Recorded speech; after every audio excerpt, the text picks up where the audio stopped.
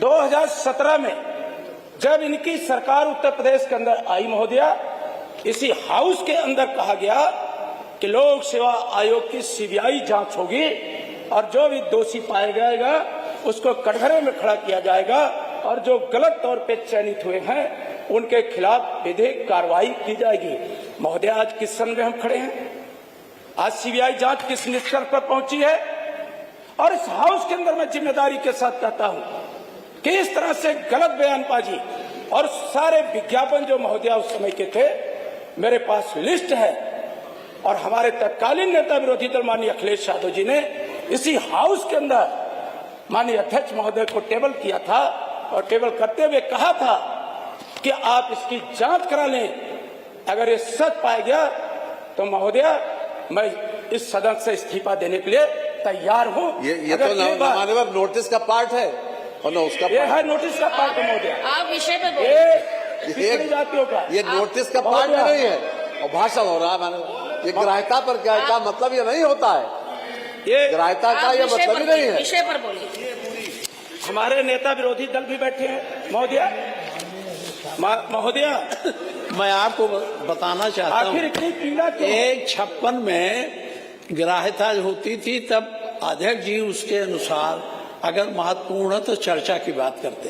अब चर्चा तो होती नहीं 56 के बाद, तो इसी बहाने ग्राह्यता के बहाने पूरी बात अपनी रखी जाती है और सरकार उसी पे जवाब देकर छुट्टी ले लेती है। चर्चा से आप भागते हैं। अगर चर्चा मान ली जाए 2 घंटे की, इसी पर 2 घंटे की चर्चा हो जाए तो सही आ जाए, लेकिन ये आप मानेंगे नहीं चर्चा। इतिहास बता रहे हैं, इतिहास कौन पूछ रहे हैं?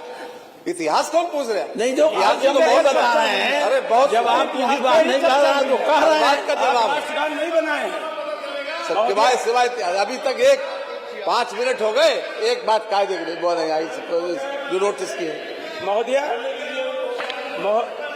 महोदया, मैं इस सदन में किसी सरकार से अनुग्रह या कृपा मांगने नहीं आया हूं।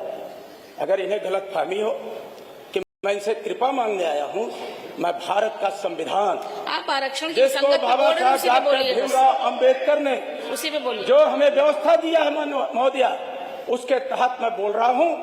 और उसमें जो आरक्षण की व्यवस्था हुई थी महोदया, चाहे वो मंडल कमीशन के आधार पर पिछड़े वर्गों का या अनुसूचित जाति, अनुसूचित जनजाति का, उनके साथ जो भेदभाव हो रहा है और जो माइग्रेशन की व्यवस्था को लागू न करके उत्तर प्रदेश के अंदर जो संघ लोक सेवा आयोग लागू किया महोदया और उत्तर प्रदेश लोक सेवा आयोग लागू नहीं किया है, उस कुव्यवस्था के खिलाफ मैं इंसाफ की आवाज बनकर के आपके सामने उस संविधान के दायरे के तहत बोलने का काम कर रहा हूं।